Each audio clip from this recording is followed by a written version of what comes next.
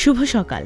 আজ শনিবার ৮ ফেব্রুয়ারি ২০২৫ খ্রিস্টাব্দ, ২৫ মাঘ ১৪৩১ বঙ্গাব্দ, ৯ সাবান ১৪৪৬ হিজরি।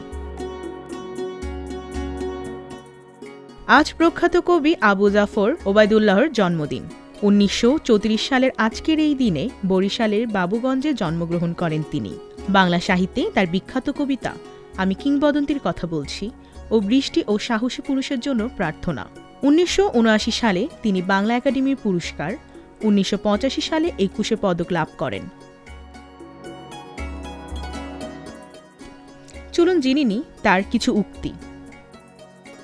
মাগো, ওরা বলে সবার কথা কেড়ে নেবে, তোমার কোলে শুয়ে গল্প শুনতে দেবে না। আমি কিংবদন্তির কথা বলছি, আমি আমার পূর্বপুরুষের কথা বলছি। ঝাপসা চোখে মা তাকায় উঠোনে উঠোনে, যেখানে খোকার সব শকুনেরা ব্যবচ্ছেদ করে।